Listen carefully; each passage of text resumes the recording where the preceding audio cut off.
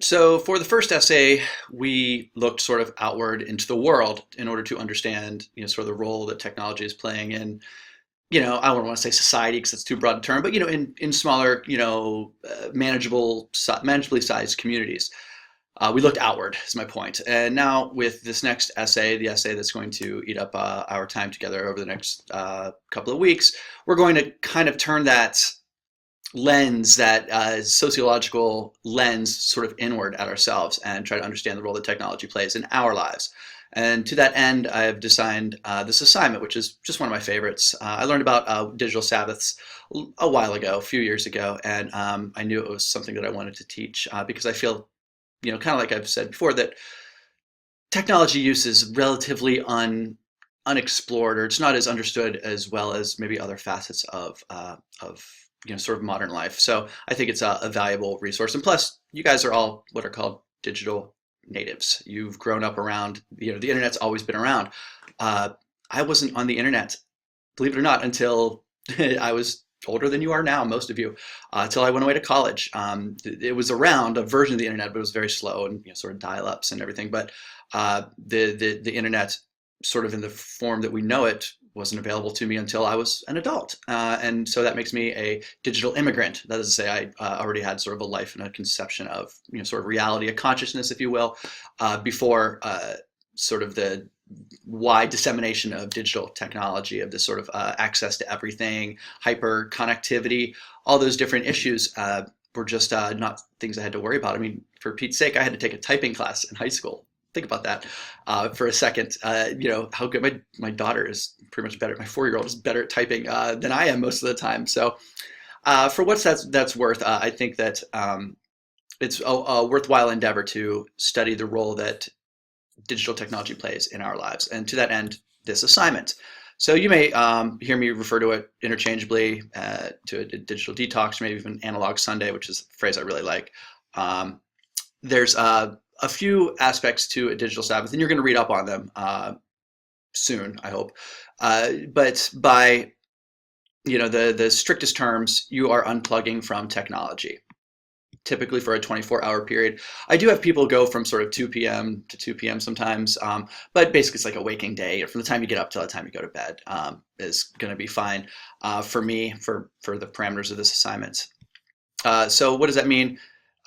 Firstly and primarily, you don't use your cell phone, you don't use your tablet, any other personal devices that you have. You stay off the computer unless you absolutely have to, if you have work, or hopefully you'll be able to plan your digital Sabbath well enough that any time sensitive school matters can be addressed. You stay off the internet, you don't turn your TV on, you keep your headphones away. If you're me, like, can you see me here? I have my Garmin on, my watch that helps me run and tracks my movements, I guess. You take off any sort of wearable tech that you have, and you commit yourself to the spirit of the assignment. And this is probably going to be the hardest part for some of you, is to go into it with an open mind, almost like you did just like you did actually with your observation, is you go into it with an open mind to see what you can learn from it. So what else can I tell you about it? Let's see. Okay, so in order to begin this assignment, you first need to take a look at exactly the role that tech plays in your life. And to that end, you will, for an invention journal, you will wait very long for the page to load. And then once you will take a sort of an inventory of your tech use. It's a very interesting video here that BuzzFeed did about how often are you using your phone, that I hope you'll check out. So there's also these add-on apps. Rescue Time, you can add it to Chrome, I believe you can add it to your Chromebooks, to just, you can kind of sync it across your devices. I do it with mine. Every Sunday night, Rescue Time sends me and sends my wife an email about how productive we were on our computers. And usually on Sunday nights, we kind of hold our phones up to each other and see who, was better at work. And it's never me, never. The other one that I think is really telling is this app, Moment. I will even click on this link for a second. There maybe is a better app out there. If there is if you find one, I'd love to hear about it. But Moment will chart how many pickups you have, how many, how often you are on your phone, I guess, how often you check it, okay, how long you're on it. So if you have the space, add those. It'll make your your tallying, your charting of the technology is much easier.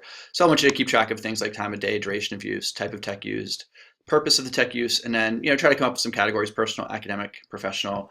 I guess we can even add a miscellaneous, I guess. Um, so you have to also have to tally and total your findings. And I'm being vague on purpose because I feel like there are lots of ways to tally and total your usage in ways that are interesting and useful to both of us. So I'll leave it like that. Some of you are much more sort of mathematically inclined, and more power to you. You'll do better than that. Do better with that than I would. So I'm clicking here and I'm waiting because I'm assuming the Wi-Fi is slow here on campus today, which absolutely it is. So here's a 2-day tech diary. You can tell this one's old, but I still like it. It's from a few years ago, but I still, I don't know, I feel like it's streamlined and simplistic, and it's also 2 days worth. All right. So I don't know why I'm scrolling this without explaining it to you. So sorry for the headache or the motion sickness. So less than 1 minute. Alarm clock wakes her up. She checks Facebook. Okay, she uses her iHome speaker to turn on her radio. Okay, she's 12 minutes here on the computer, 10 here, 14 here, to do lesson planning, text messaging. This is an adult student, I guess what we call a traditional learner. And then you see all these totals. So 9 hours and 56 minutes on a Friday during a work day. All right, so 38% computer, 41% phone. So then Kaylin did her due diligence here, and she did also a Saturday, a weekend, to see if there would be a big difference, if this almost 10 hours. And so if you scroll through this, you can see it's really not that different. How strange, right? And that's one of the sort of joys of discovery of doing this tech diary. It'll sort of reveal to you exactly how much tech you're using. So there are a couple of others here. If it's going to take this long for the pages to load, I'm not going to click on many more. Okay, here's one of those fake names that I like to give, Bethany Cosentino. Go ahead and look up who she is. And then the purpose, and I thought this one's kind of clever, boredom being one of the purposes, 25 minutes on the cell phone. So TV show, an hour of Dr. Phil. If you want to just put TV watching, that's fine. But if you want to let me know what you actually watched, go right ahead as well. And Bethany here also provided with 7 hours, 32 minutes, so 7.5 hours of this day. She also provided this nice long reflection as to what this initial sort of preliminary data told her, and that's going to be useful to you as well if you like. I'm not requiring it because invention journals, frankly, they aren't worth enough grade-wise for me to justify you writing 150, 200 words in addition to doing all the work of tracking and tallying. But if you do provide a reflection, you're only doing yourself a favor in terms of, I guess you're kind of sneakily starting to write the essay itself when you do that. So that's the first step. You have to, in order to write this essay effectively, you got to have a pretty keen idea of exactly the role tech is playing in your life, how often you are, I don't want to say relying on it, but how often it pops up in your day-to-day existence. And I really do believe that it's one of those sort of sneaky, pervasive activities that we do all the time without even thinking about it. I mean, I know right on my desk where my phone is, and I know where my tablet is, and of course I'm on my laptop, and I have my desktop right over here. So there's plenty of tech all around us, and we kind of are aware of it, but we don't investigate it too much. So what you'll do next once you do the tech diary is, I don't think I have Angel logged in here, but you'll have a digital Sabbath plan. Okay, I'll talk about that in the week 4 screencast then. You'll have a plan. You're going to, describe your level of unplugging. Some people super throw themselves into this assignment, which I think is always nice, where, no cars, if they can afford it, if they can avoid them, no technology before, 1900 or 1920, a lot of people sort of go back and pick a year and try to kind of live in that year. And I think that's fine. It's not something you have to do. You just have to, get rid of the digital stuff. So your level of unplugging and your tech access, what's your sort of exit plan? You need to let people know you're going to unplug for 24 hours because I'll tell you the first time I assigned this, I didn't have that built into my assignment. And as a result, when people unplugged, they, their friends and their family members thought something was, seriously wrong with them, and pretty much log search parties to find them. So you need to have a plan, not only for yourself but for informing others of where when and where you'll be available to them, just not digitally, let's say. Okay, so during the digital Sabbath, you need to take a log or an interview transcript if you choose to take option 2, which we'll talk about here in a second, which I don't think anyone has ever done. But what you'll do is what you did, thought, and felt before, during, and after your digital Sabbath. So feel free to, if you want to make a vlog, kind of like I'm doing, go right ahead. If you want to talk about before and after, and you just want to record your thoughts in a video and upload those videos, to YouTube or put them on your Google Drive, that would be cool by me. And if you really hate writing, that would save you some writing. During, though, of course, you're going to have to use some analog tools, some old-fashioned tools. So paper and pencil, and then whatnot. So whatever your whatnot might be. So whatever you share your login is fine, whatever medium or delivery method, no problem. Go right ahead. I'll talk maybe a little more about these in the week 4 screencasts. Haven't done those yet. I've done that one yet. So we have some other examples of logs, and some people think in sort of columns for this, and that's fine. So what actually happened during the log or during the digital Sabbath, you can see. Here I was at the gym for 45 minutes, and not being able to watch TV has made it easier to focus on the workout. You're all big boys and girls. You can read these on your own. And then extra notes, which I thought was a good idea as well. So that's definitely a good student. Alexis Krauss, another name I would, another Easter egg for this class, let's say. Let's see. Very slow day. Okay, Brittany Howard. I bet some of you may actually know who Brittany Howard is. You can see this is one from last year. Strange being in the shower without music, so I was forced to sing on my own, which didn't make my mom so happy. So, kind of what was the day like? The more you provide, the more info you provide, I think, again, the richer your data will be. Just like when you took your really good notes for your observation essays, well, guess what? You had a really easy time putting those notes and that raw data to work. The exact same is going to be true for this essay. It's going to be true for the research essay. It's going to be true for the collaborative multimodal project.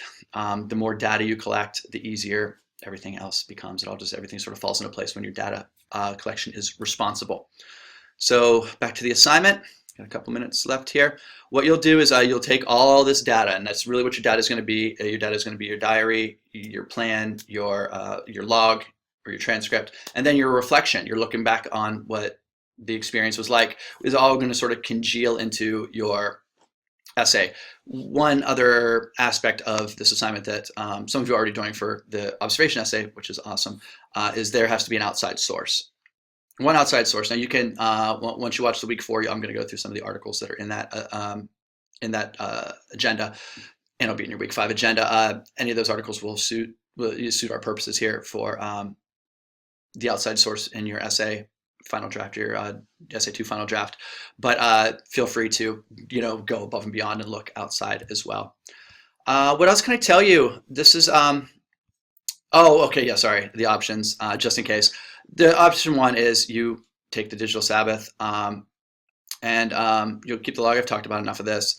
The reflection, I guess, is sort of maybe the part that I was talking about. I'm not really illustrating, but you'll reflect on the process as well and the experience. And I want you to start scaling and scaffolding your thinking up. So I want you to be asking questions like, what social forces affected your digital Sabbath? If you really did feel like you missed out on stuff, well, what does that say about our priorities as a culture, or about how young people spend their time, or, whatever. I want there to be sort of a process of discovery here. What did you do with your time? So let's say you're somewhere between those 2 examples we looked at, and you're, 8 hours a day on technology. Well, if that's the case, well, then when you take your digital Sabbath, you're going to be on the hook to spend these 8 hours in some other way. What did you spend them on, and what did it teach you? Right.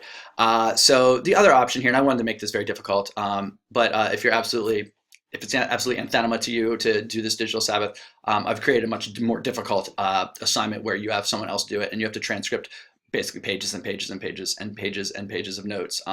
So there's a lot of work put into this other option just because I feel like we all have this assignment in us. No one's ever taken me up on this option because it is so much more work than just doing it yourself. But who knows? It's there for for a reason. So I want you to enjoy this assignment, but I also want you to email me any questions that you have or any confusions that arise. Okay, and best of luck with it. I'll be rooting for you.